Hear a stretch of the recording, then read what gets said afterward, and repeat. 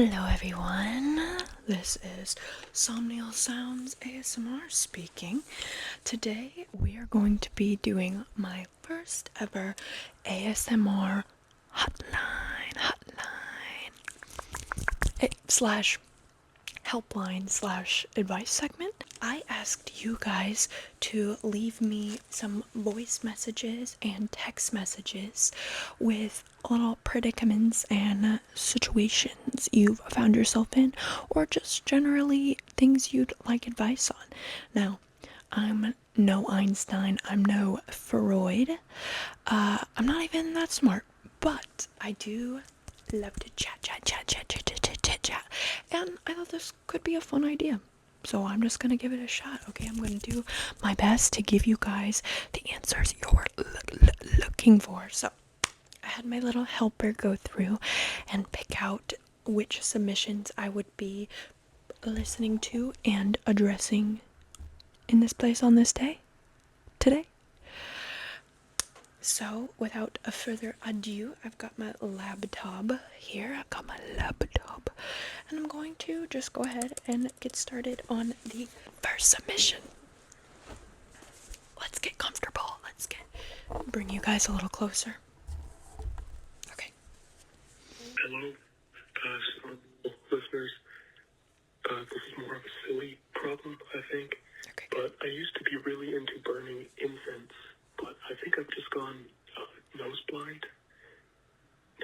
Yeah, because it all just smells like smoke now to me. So I'm in rehab.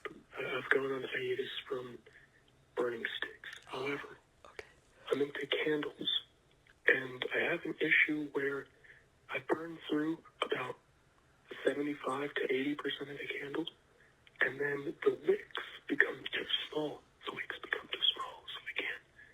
can't fully burn the candle. You know what I mean?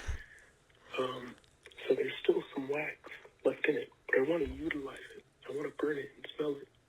You know what I mean? I don't know what to do. I hope someone can help me. I know you can freeze it, but I don't know how to do all that. Okay, thank you. I love you. Bye. Oh my god, I love you too. Okay, look, this is a universal problem, and I have an answer for you, so just one moment. Alright, let me show you the solution to your problem. A wax warmer. A wax warmer. This will change your mother freaking life. Okay, so really all you gotta do, plug it into the wall, set the candle on top of this, okay, and it will warm it from the bottom. It will slowly work its way up, and it will heat the wax. Now I know it's not like a wick, it's not traditionally burning a candle, but it does still put the smell out, okay? It usually comes with one of these little trays here, which you can put little cubes of wax into. That's what you typically use it for.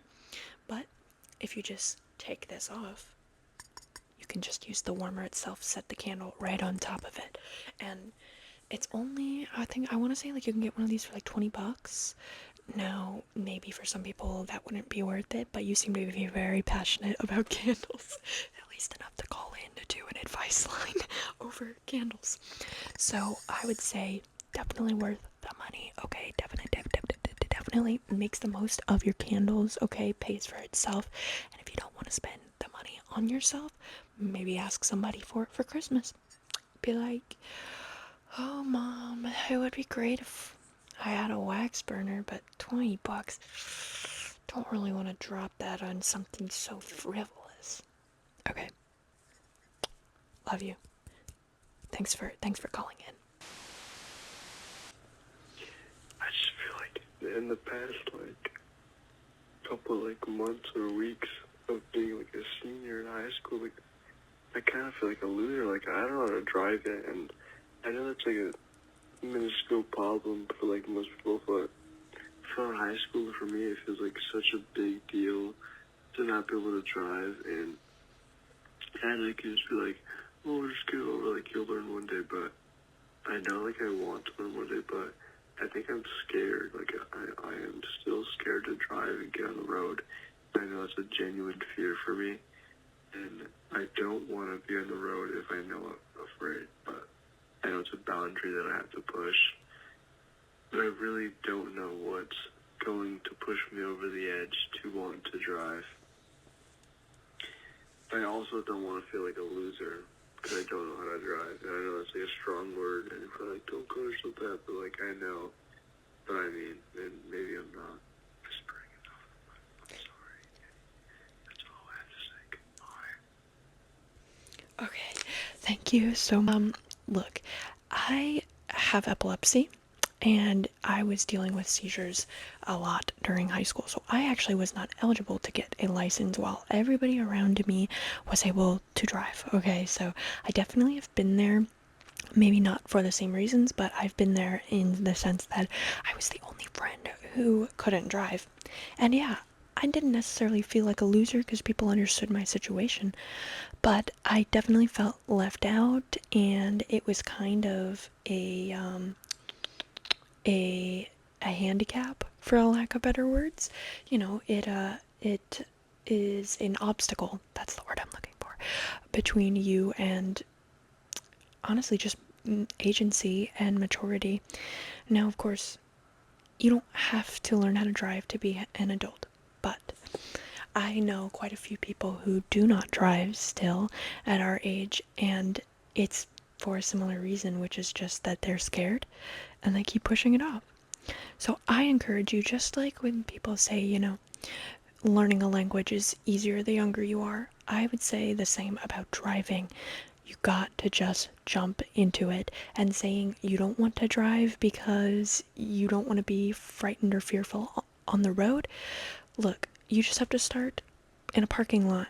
You have to start on neighborhood roads. That's how everybody starts for the most part. I mean, sink or swim really isn't a great call when it comes to learning how to drive, but you will thank yourself, and exactly like you said, it becomes second nature. Like, at a certain point, it's not scary anymore. It's just something you do. It's just part of life. Okay, so I promise it gets there, and if you just jump into it and, you know, start with something easy, it doesn't have to be scary. Okay, it's not scary to drive around a parking lot.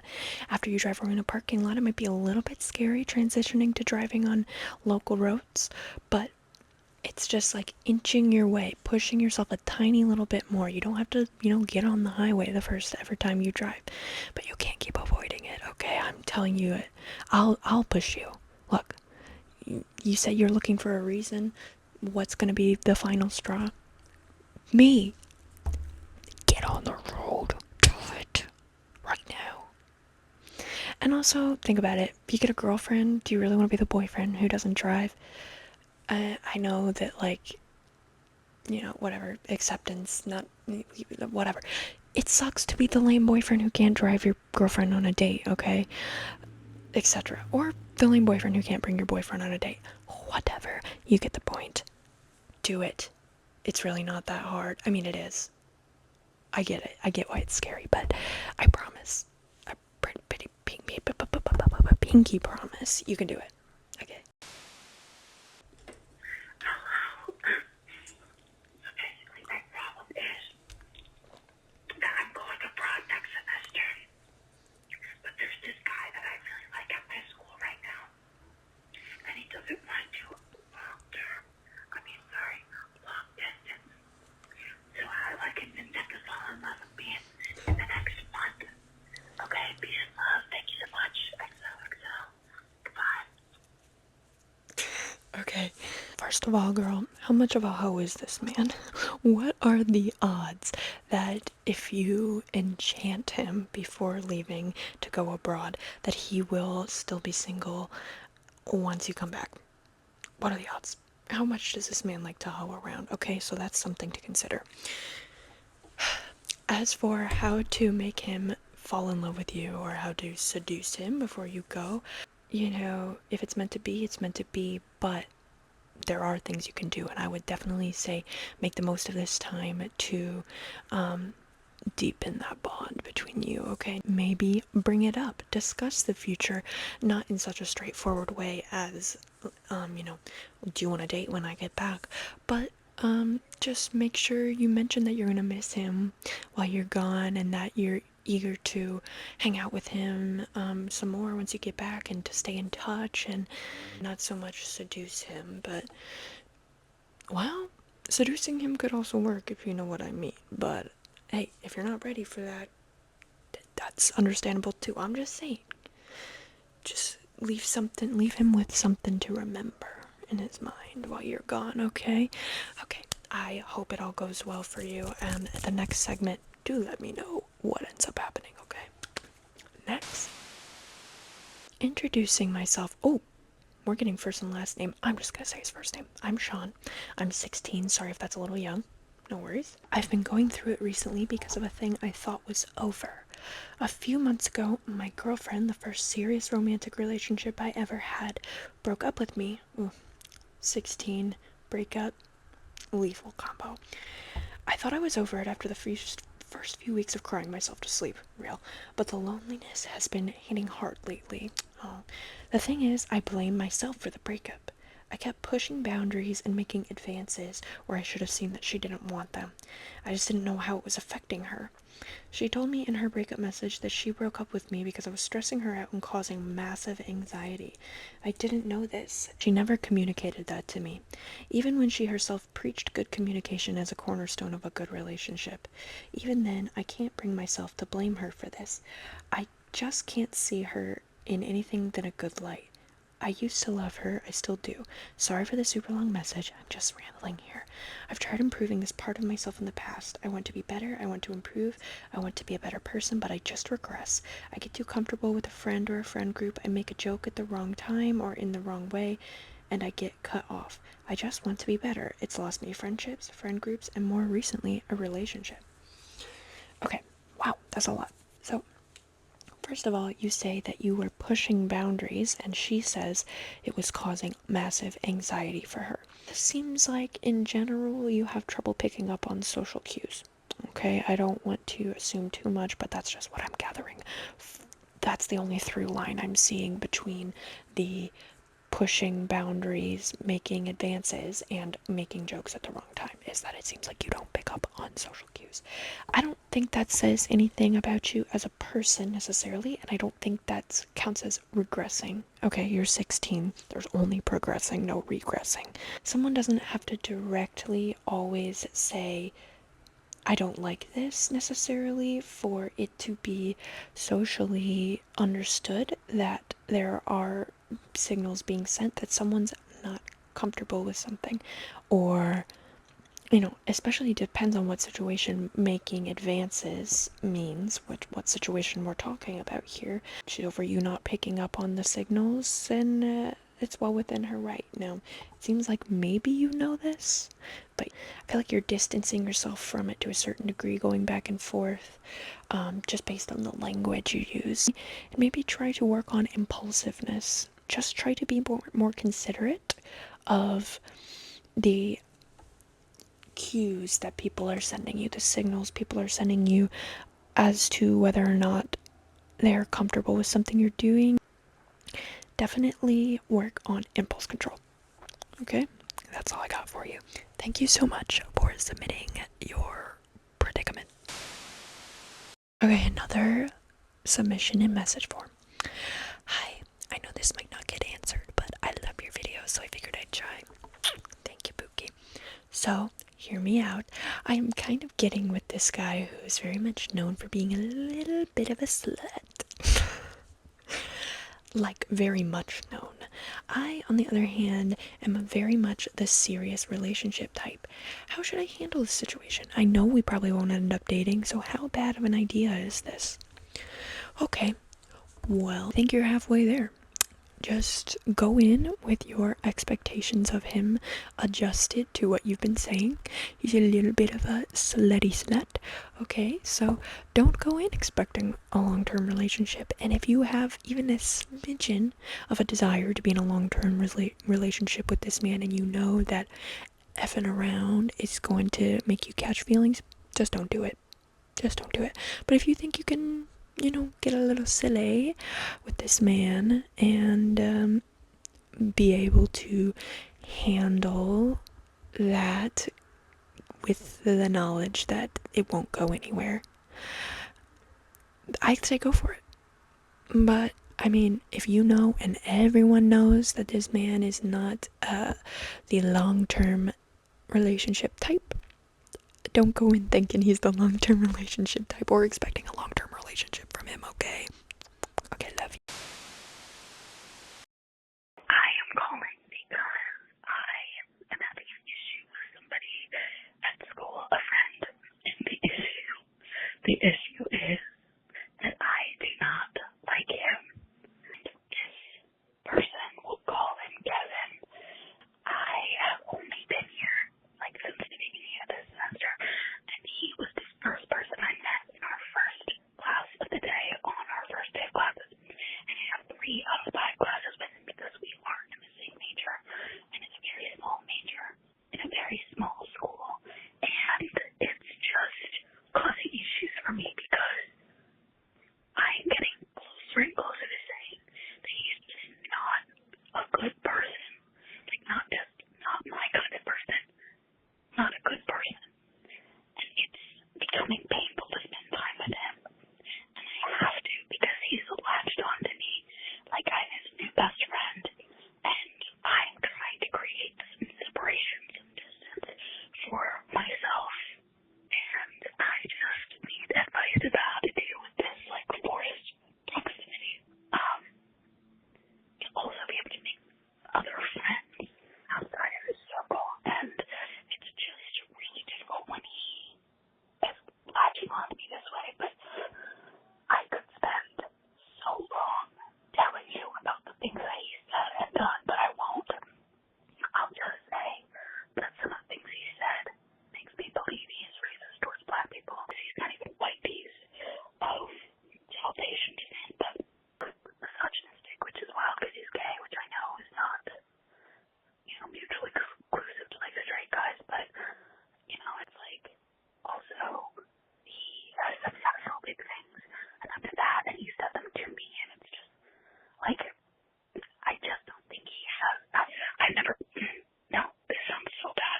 I've never been friends with like a person of very much lower intellect than me, and he has very much lower intellect than me, which just makes me feel really bad to say. But anyway, I could just use some advice about what you would do in my situation because I can't not be friends with him. So, yeah. Thank you. Bye. Enjoy the video, guys. Okay, let's break this down. So this Kevin was your friend at first, but not so much anymore because he's starting to show his true colors. He's racist, immediate no. Okay, he's misogynistic, immediate no. What is it? With these white gay men, I guess he wasn't white, you said he's South Asian? But what is it with gay men and thinking that being gay gives them a pass to just like shit on women? It doesn't. Okay? It doesn't. It seems to me that your problems here are twofold, okay? Number one, you don't have other friends, so you end up just kind of getting stuck with this guy. Talk about forced proximity. You can use that to your advantage, okay? Use it to your advantage. Do you work somewhere? I understand you're in college, but if you work somewhere, you can try to make friends at work. Doesn't always work, I get that. Join clubs. I know that sounds stupid and childish. Join something extracurricular through your school or start going to events. Maybe start going to, I don't know if you're into music, but like shows in your local scene. Get connected to things that are outside of school. And eventually, once you start seeing the same people and getting familiar with people, you will make friends, okay? Unless you are isolating yourself and not talking to anyone, I totally understand the issue of being at a small school. That's why you gotta branch out, unfortunately. When you don't have a lot of choices, when you're stuck with Kevins at school all the time, that's when you have to take things into your own hands, okay? So, once again, start making new friends. That way it'll be easier to not feel like you have to lean on Kevin, and you'll have excuses to get out of being around Kevin. And number two, you don't know how to get this guy away from you because you have to be around him. I think maybe you just gotta kind of start giving Kevin the cold shoulder a little bit more often. Maybe just like having your earbuds in more in class and just showing obvious signs. Dang, I'm starting to get like a rash. I only get this when I get stressed, so what the hell am I so stressed about? I'm stressed for you. I'm stressed for you and Kevin, girl. Oh, anyway, just kind of start giving him the cold shoulder, maybe, in terms of that. Try to avoid at all costs hanging out with him outside of class. Sucks that you're in so many classes with him, but this, for the most part, keep interactions with him to a minimum. Okay, slowly turn them down until, he hopefully eventually gets the signal. If he wants to be confrontational about it, you have good reason to be like, look, you've really turned me off from being friends with you with some of that shit you said. Like, I don't need an apology. I don't want to be around the type of person that says stuff like that. Okay? Start just trying to, like you said, put some distance between yourself and Kevin, and I hope that goes well for you, okay? Good luck. I'm sending you positive vibes for this whole situation, and good luck. Let me know how it goes. Hi, Thumbnail Sounds. I am a college student. I'm a freshman, and I am having trouble with my social life, like friends and relationships and stuff like that. Basically, it feels like everyone around me has a partner or someone that they're interested in or someone that they go on dates with or do things with, and I feel very left out because I feel like, I don't have someone that is like that for me. Like my best friend has a boyfriend of almost 3 years now, and people are getting into new relationships all around me, and I just feel very lonely. But the problem is, especially, is that I am demi-romantic, which makes it very hard because I don't get crushes on people unless I'm very close to them. So it's one less person to like ask someone out. So like I won't ask people out because it would be weird to ask someone out if you're not, if you don't have a crush on them. I don't know, I might be overthinking it. But if you have any advice for me just to feel less lonely, that would be really great. Thank you so much. Okay, I have an answer for you. Okay, so the easy and obvious thing for me here would be to tell you that, you don't need a romantic relationship or a crush to not feel lonely. I could tell you that. I could tell you that you can learn to, feel fulfilled by being on your own. I could tell you, fill that gap with friends, okay? And that's true. You can do that, but I also very much understand how that is difficult, and it just, for some people, friendships aren't going to satiate that yearning, for lack of a better word, for something deeper, more vulnerable. And so I totally understand where you are coming from. Now, I wouldn't say necessarily that you're overthinking it, especially given what you said about you being demi-romantic, which I've never heard of that before, but it makes sense. My thing is, I think this may sound like I'm trivializing or writing off your sexuality. Is that a sexuality? I'm not really sure. But hear me out, okay? You don't have to necessarily have this, like, physical, passionate feeling towards someone, the crush in the traditional sense, to pursue something with them, okay? Dating can be casual. You are young, you're a freshman in college, so you have plenty of time to flirt around, to date around, okay? If you see someone that you know potentially could be your type, if you have a friend that you're unsure if things could go that direction, why not just say fuck it and ask them on a date? Or just start saying yes to people who ask you on a date.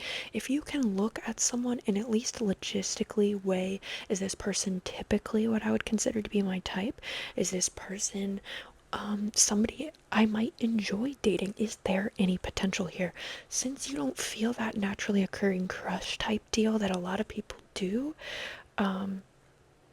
you can just use your pragmatic side to seek out people who you see potential in, okay? And maybe pursue it like that. You might just have to take a different approach than other people. And hey, maybe that could make things work out better for you because you're able to go into relationships with a more level-headed, less whatever, lustful, passionate, blinding sort of feeling that a lot of people go into relationships with.